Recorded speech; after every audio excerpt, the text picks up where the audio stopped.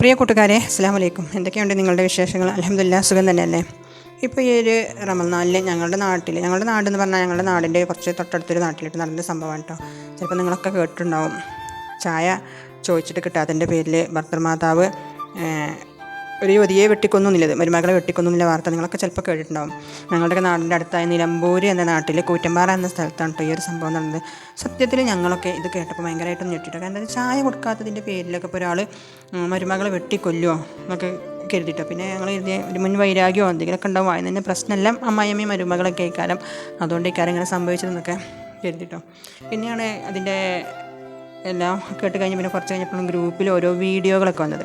അപ്പോൾ ഞങ്ങൾ ശരിക്കും ഒരു അമ്മായിയമ്മനെ കണ്ടപ്പോൾ ഞങ്ങൾ എഴുതി, ഇത്രയും ചെറിയ ആരോഗ്യമൊക്കെ ഉള്ളൊരു മനസ്സത്തേക്ക് എന്താ സ്വന്തമായിട്ട് ചായ ഇട്ട് കുടിച്ചൂടെ, എന്തിനാ അപ്പോൾ അതിനെ കൊന്നത് എന്നൊക്കെ കരുതിട്ടോ. കൊലപാതകം നടന്നതിന് ശേഷം പോലീസുമാർ കൊണ്ടുപോകണ ഈ ഒരു വീഡിയോ ആണ് ഞങ്ങൾ കണ്ടിരുന്നത് കേട്ടോ. അതിൻ്റെ മാക്സിയിലൊക്കെ ഭയങ്കരമായിട്ട് ചോരയൊക്കെ കണ്ടപ്പോൾ ഭയങ്കരമായിട്ട് പേടിയായിട്ടോ. എങ്ങനെയാണ് ഇതിന് കൊല്ലാൻ കഴിഞ്ഞത്? ഒരു ദുഷ്ടത്തിയായ അമ്മായിയമ്മയാണ് എന്നൊക്കെ ഞങ്ങൾ കരുതിട്ടോ. സ്വന്തം മക്കളെ മുന്നിൽ വെച്ചിട്ട് ഉറങ്ങിക്കിടക്കുന്ന പിന്നെ റജില എന്ന ഈ ഒരു യുവതിയെ ശാന്ത എന്ന ഒരു അമ്മായിമ്മ വെട്ടിക്കൊലപ്പെടുത്തുകയാണ് ചെയ്തത്. വിറക് വെട്ടാൻ ഉപയോഗിക്കുന്ന മൂർച്ചുള്ള കത്തി കൊണ്ടാണല്ലോ വെട്ടിക്കൊലപ്പെടുത്തിയത്. ശരിക്കും നിങ്ങളൊക്കെ ഈ ഒരു ന്യൂസ് കേട്ടിരുന്നോ? കേട്ട് നിങ്ങൾക്കൊക്കെ എന്താണ് തോന്നിയത്?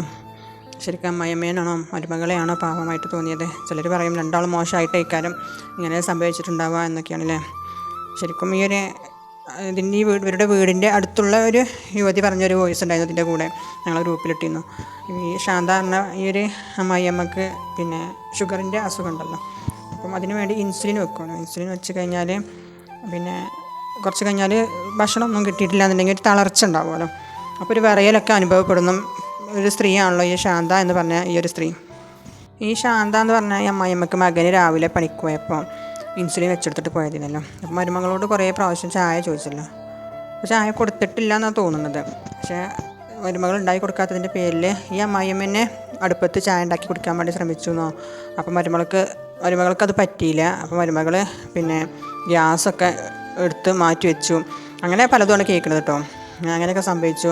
അപ്പം അതിനിങ്ങനെ വിറയലിളകി ആ ഒരു ദേഷ്യത്തിലാണ് പിന്നെ കടന്നോടത്ത് പോയിങ്ങാണ്ട് മരുമകളെ വെട്ടിക്കൊന്നത് എന്നൊക്കെ കേട്ടപ്പോൾ ഞങ്ങൾക്ക് ശരിക്കും ഈ അമ്മായിയമ്മേനെ ഒരു പാവമായിട്ടാണ് തോന്നിയത് കേട്ടോ. സ്വന്തം വീട്ടിലൊരു ചായ ഉണ്ടാക്കി കുടിക്കാനുള്ളൊരു ഇതും കൂടി ഇല്ലയെന്ന് കേട്ടപ്പോഴേ. അപ്പോൾ ഒരു ഇങ്ങനെ ഇൻസുലിൻ വെച്ചുകൊണ്ട് സുഖമില്ലാത്തൊരു അമ്മയാകുക, അതിന് സ്വന്തം വീട്ടിൽ ശരിക്കൊരു ചായ ഉണ്ടാക്കി കുടിക്കാൻ പറ്റണില്ല, എല്ലാത്തിനും തടസ്സങ്ങൾ എന്നൊക്കെ കേട്ടപ്പോൾ ശരിക്കും അതിനൊരു പാവം തോന്നി. പക്ഷെ എന്നാലും വെട്ടിക്കൊല്ലണ്ടേന്നില്ല ഈ ഒരു പിന്നെ റജില എന്ന പെണ്ണിനെയൊന്നും അതും തോന്നിയിട്ടോ. ശരിക്കും എല്ലാം ആലോചിച്ച് നോക്കുമ്പോൾ രണ്ട് പേരെയും പാവമായിട്ടാണ് തോന്നിയത്. അതൊക്കെ കേട്ട് കൊലപാതകം കഴിഞ്ഞാണ്ട് ഈ ഒരു ശാന്ത പറഞ്ഞ ഈ ഒരു യുവതിയെ അമ്മയെ പിന്നെ ജയിലിലേക്ക് കൊണ്ടുപോകുന്നത് കണ്ടപ്പോൾ വീഡിയോ കണ്ടപ്പോൾ എല്ലാവർക്കും ശരിക്കും ഗ്രൂപ്പിലൊക്കെ ഒരു പാവം തോന്നിട്ടോ. അപ്പോൾ എല്ലാവരുടെയും കമൻറ്റ് ഇതായിരുന്നു, ഇനിയിപ്പോൾ ഏതായാലും ചായക്കും ഭക്ഷണത്തിനൊന്നും വേണ്ടിയിട്ട് അലയേണ്ട ആവശ്യമില്ലല്ലോ, ജയിലിൽ പോയാൽ അതൊക്കെ ഇഷ്ടം പോലെ കിട്ടും എന്നുള്ള ഒരു കമൻറ്റ് ചെയ്യുന്നുണ്ടായിരുന്നത്. എനിക്ക് പറയാനുള്ളത് എന്താ വെച്ചാൽ ചില വീടുകളിൽ സ്വന്തമായിട്ടൊക്കെ വീടായി കഴിഞ്ഞാൽ മരുമക്കളുടെ ഒരു അണ്ടറിലാവും കസ്റ്റഡിയിലാവും കിച്ചണുകളൊക്കെ അല്ലേ. അവിടുത്തെ സാധനങ്ങളും അവിടുത്തെ ഉണ്ടാക്കലും കാര്യങ്ങളും ഒക്കെ അവിടുത്തെ ഒരു അമ്മക്കൊരു റോള് ശരിക്കും വരുന്നില്ല. ഇനി എന്തെങ്കിലും ഒരു ആവശ്യത്തിന് എന്തെങ്കിലും എടുക്കാനൊക്കെ പോയാൽ ഒക്കെ ഒരു വിലക്കേക്കാരം. ചില വീടുകളിലൊക്കെ ഞാൻ അങ്ങനെ കണ്ടിട്ടുണ്ട് കേട്ടോ. അതെടുക്കണ്ട അല്ലെങ്കിൽ അത് ചെയ്യണ്ട ഇത് ചെയ്യണ്ട എന്നങ്ങാണ്ട് ഒരു വിലക്കേക്കാരം. ഒക്കെ മരുമകളുടെ ഒരു ഇഷ്ടേക്കാരം അവിടെ നടന്നുകൊണ്ടിരിക്കുക. ഈ അമ്മായിയമ്മക്ക് ഈ ഒരു വീട്ടിലൊരു സ്ഥാനം ചിലപ്പോൾ ഉണ്ടാവില്ല. മരുമകൾ എന്താണോ ഉണ്ടാക്കി കൊടുക്കുന്നത് അതൊക്കെ കഴിക്കുക. അല്ലാതെ സ്വന്തമായിട്ടൊന്ന് ഉണ്ടാക്കി കഴിക്കാനോ അല്ലെങ്കിൽ സ്വന്തമായിട്ട് എന്തെങ്കിലും കാര്യങ്ങൾ ആ കിച്ചണിൽ ചെയ്യാനോ ഉള്ളൊരു സ്വാതന്ത്ര്യം, ഒരു ഫ്രീഡം ചില മരുമക്കൾ അമ്മായിമാർക്ക് കൊടുക്കാറില്ല കേട്ടോ. പുതിയ വീടൊക്കെ വെച്ച് താമസമൊക്കെ മാറുമ്പം ചിലർക്ക് അതിൻ്റെ ആ വീടിനുള്ളിലുള്ള സാധനങ്ങളൊക്കെ അവരുടെ വീട്ടിൽ നിന്ന് കൊണ്ടുവന്നതേക്കാരം ഈ മരുമകളുടെ. അപ്പോൾ അതിനൊരു അവകാശം കാട്ടലും ഒക്കെ ഞാൻ ചില വീടുകളിലൊക്കെ കണ്ടുകൊണ്ട് വന്നിരിക്കണം. പിന്നെ അതിമ തൊട്ടാക്കുറ്റിയേക്കാരം അങ്ങനെ പല പല പ്രശ്നങ്ങളും കണ്ട് ഒരുപാട് വീടുകളിൽ ഞാൻ കണ്ടിട്ടുണ്ട്. അപ്പോഴൊക്കെ എനിക്ക് ശരിക്കും ഈ ഒരു അമ്മായിയമ്മമാരെയാണ് പാവം തോന്നുന്നു കേട്ടോ. ശരിക്കും അമ്മായിയമ്മമാർക്ക് ചിലപ്പം ഭർത്താവ് മരിച്ചതായിരിക്കും. കുറേ കാലങ്ങളായിട്ടുണ്ടാകും ഭർത്താവ് മരിച്ച് ഒറ്റപ്പെട്ട് കഴിയുന്ന ഒരു സ്ത്രീ ആയിരിക്കും പല വീടുകളിലും ഉണ്ടാകുന്ന അമ്മായിയമ്മമാർ. ഭർത്താക്കന്മാരൊക്കെ വളരെ ചെറിയ പ്രായത്തിൽ തന്നെയൊക്കെ മരിച്ചിട്ട് ചെറിയ കുട്ടികളായിരിക്കുന്ന സമയത്ത്, മക്കൾ ചെറിയ കുട്ടികളായിരിക്കുന്ന സമയത്തായിരിക്കും മരിച്ചിട്ടുണ്ടാവുക ഭർത്താക്കന്മാർ.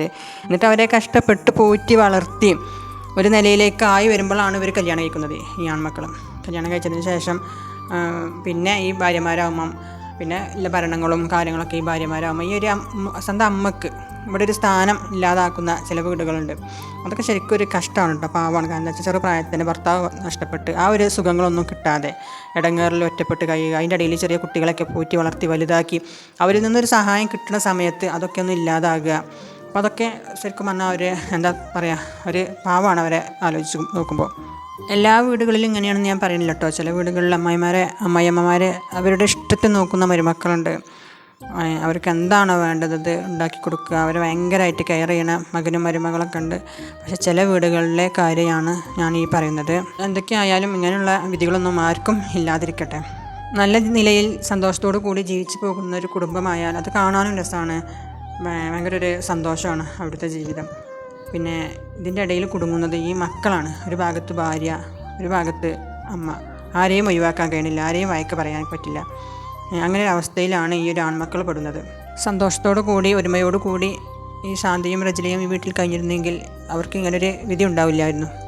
ഞാൻ പറയാം, ശരിക്കും നമ്മുടെ ഭർത്താക്കന്മാരുടെ അമ്മയാണല്ലോ എന്നൊരു മാനസിക പരിഗണന കൊടുത്ത്, എനിക്ക് ഈ ഒരു ഭർത്താവ്, ഈ ഒരു അമ്മ ഉണ്ടായത് കൊണ്ടാണല്ലോ ഈ ഭർത്താവ് ഉണ്ടായത്, എന്നിട്ടാണല്ലോ എനിക്ക് എൻ്റെ ഈ മക്കളൊക്കെ ഉണ്ടായത്, ആ അമ്മ പോറ്റി വളർത്തിയ മകനാണല്ലോ പിന്നെ എൻ്റെ മക്കളെയും നോക്കുന്നത് എന്നുള്ള ആ ഒരു വിചാരമൊക്കെ ശരിക്കും ഈ മരുമക്കൾക്ക് ഉണ്ടായിരുന്നെങ്കിൽ ശരിക്കും നമുക്ക് അകമഴിഞ്ഞ് ഈ അമ്മായിയമ്മനെ സ്നേഹിക്കാൻ കഴിയും. പക്ഷേ ആരും അങ്ങനെയൊന്നും ചിന്തിക്കുന്നില്ല. അമ്മായിയമ്മമാരെന്നൊക്കെ പറഞ്ഞാൽ ഒരു ശത്രുക്കളായിട്ടൊക്കെയാണ് ഇപ്പോൾ കാണുന്നത്. ആദ്യമൊക്കെ നേരെ ഓപ്പോസിറ്റ് ആയിരുന്നു അല്ലേ. ആദ്യം അമ്മായിയമ്മ പോരായിരുന്നു. പണ്ട് കാലങ്ങളിലൊക്കെ ആൺമക്കൾ കല്യാണം കഴിച്ച് കൊടുന്നാൽ പെരയിൽ നമ്മുടെ വീട്ടിലേക്ക് അമ്മായിയമ്മമാർക്കൊരു റെസ്റ്റായിരുന്നു. പിന്നെയുള്ള കാര്യങ്ങളൊക്കെ മരുമക്കളായിരുന്നു ചെയ്തിരുന്നത്. ഇപ്പോൾ ഒക്കെ നേരെ മറിച്ചാണ്. ഇപ്പം മരുമക്കൾ വീട്ടിൽ കയറി വന്നു കഴിഞ്ഞാൽ ചിലപ്പോൾ പഠിക്കാൻ പോകുന്ന കുട്ടികളൊക്കെ ആണെങ്കിൽ അവർക്ക് രാവിലെ ചായയും കടിയൊക്കെ ഉണ്ടാക്കി കൊടുത്ത് അവർക്കുള്ള ഫുഡൊക്കെ കൊണ്ടുപോകാൻ ലഞ്ചൊക്കെ ആക്കി കൊടുക്കണം. അങ്ങനത്തെ ഒരു അവസ്ഥയാണ് ഇപ്പോഴത്തെ അമ്മായിയമ്മമാർക്കുള്ളത്. ഇനിയിപ്പോൾ മക്കളായി കഴിഞ്ഞാലും മരുമക്കളൊക്കെ ജോലിക്ക് പോകുന്നവരായിരിക്കും. അപ്പോൾ ഈ ഒരു പേരക്കുട്ടികളൊക്കെ നോക്കുക, അങ്ങനെയൊക്കെ അവരെ അങ്ങോട്ട് നോക്കുന്ന ഒരു സന്ദർഭമാണ് ഇപ്പം നമുക്കൊക്കെ കണ്ടുവരുന്നത് അല്ലേ. എന്തായാലും പരസ്പരം അങ്ങോട്ടും ഇങ്ങോട്ടൊക്കെ പരിഗണന കൊടുത്ത് അഡ്ജസ്റ്റ് ചെയ്ത് ജീവിച്ചാൽ ഒരു സന്തോഷമുള്ളൊരു ജീവിതമായിരിക്കും നമുക്ക് കിട്ടുക. ഇനി ഞാൻ നിങ്ങൾക്കൊരു നല്ലൊരു ഗുണപാഠമായിട്ടുള്ളൊരു കഥയാണോ അതോ നടന്ന സംഭവമാണോ എന്ന് എനിക്കറിയില്ല. എൻ്റെ ചെറിയൊരു പ്രായത്തിൽ ഞാൻ കേട്ട ഒരു സംഭവമാണ് പറയാൻ പോകുന്നത്. ഒരു വീട്ടിൽ ഒരു അമ്മായിയമ്മയും ഒരു മരുമകളുണ്ടായിരുന്നു. അവർ പരസ്പരം ഭയങ്കര വഴക്കാണ്. എപ്പോഴും അഡ്ജസ്റ്റ് ചെയ്ത് ജീവിക്കാനേ അറിയില്ല. അങ്ങോട്ടും ഇങ്ങോട്ടും എപ്പോഴും പ്രശ്നം. വീട്ടിലും വഴക്കുണ്ടായ വീട്ടിൽ സാഹചര്യങ്ങളും സന്ദർഭങ്ങളും അറിയാമല്ലോ. നല്ലൊരു സാഹചര്യം ആവില്ല വീട്ടിലുണ്ടാകുക. അങ്ങനെ മരുമകൾക്ക് അമ്മായിയമ്മേനും കണ്ടുകൂടാ, അമ്മായിയമ്മക്ക് മരുമകളെയും കണ്ടുകൂടാ. അങ്ങനെ ഒരു അവസ്ഥയായിരുന്നു ആ വീട്ടിൽ. അതിലൊരു ദിവസം മരുമകൾ വീട്ടിലേക്ക് നിൽക്കാൻ പോയി. വീട്ടിലേക്ക് നിൽക്കാൻ പോയപ്പോൾ മരുമകളുടെ അച്ഛനൊരു ഡോക്ടറാണ്. അതിൽ മരുമകൾ എപ്പോഴും വീട്ടിൽ വന്നാൽ പറയാനുള്ളത് ഈ ഒരു അമ്മായിയമ്മേൻ്റെ പ്രശ്നമുള്ളൂ. അമ്മായിയമ്മേനെ എനിക്കത് ഇഷ്ടമല്ല, ദേഷ്യമാണ്, വെറുപ്പാണ്, അങ്ങനെയൊക്കെയാണ് എപ്പോഴും പറയാനുള്ളത്.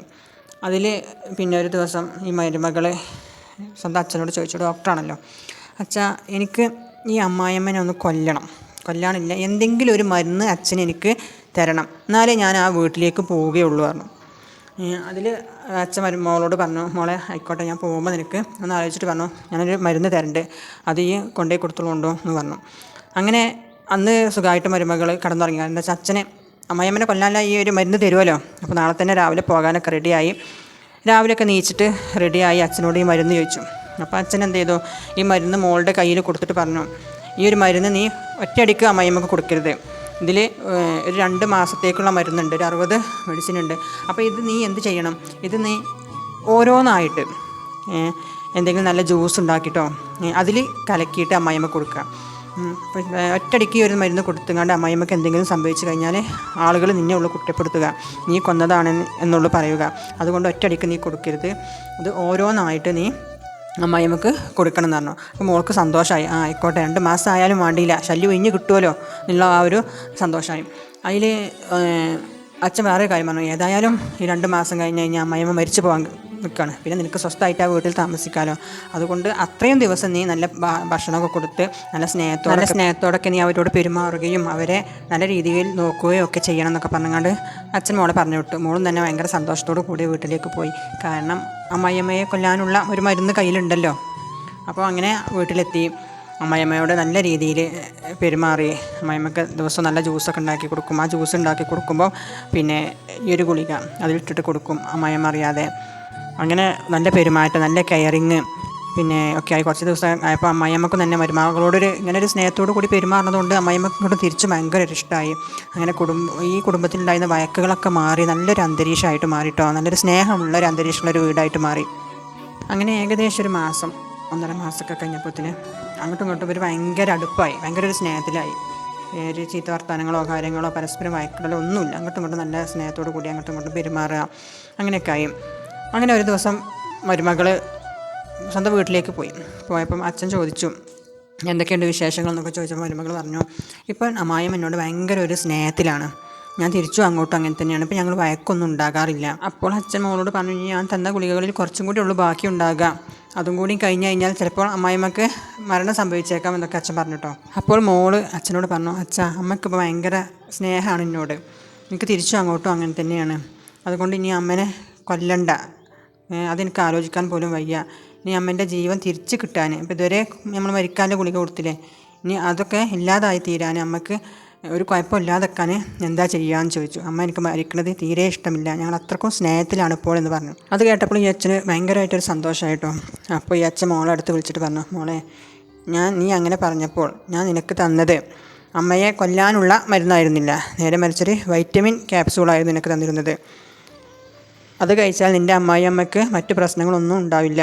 നീ അങ്ങനെ നിർബന്ധിച്ച് ചോദിച്ചപ്പോൾ ഞാൻ കുറച്ച് സമയം ആലോചിച്ചു, അതിനുശേഷമാണ് നിനക്ക് ഞാൻ നിൻ്റെ കയ്യിൽ ആ ഒരു ക്യാപ്സൂൾ എടുത്ത് തന്നത്. അത് തന്നതുകൊണ്ടാണ് നീ തിരിച്ചു പോയതും. അമ്മായിയമ്മ മരിക്കാനുള്ള മരുന്നാണ് എൻ്റെ കയ്യിലുള്ളത് എന്ന ഒരു ഉദ്ദേശത്തോടു കൂടി നീ അമ്മായിയമ്മയെ കുറച്ച് കാലം സ്നേഹത്തോടു കൂടി നോക്കി. അപ്പോൾ അമ്മായിയമ്മ നിന്നോട് ഇങ്ങോട്ടും തിരിച്ചു സ്നേഹത്തോടു കൂടി പെരുമാറി.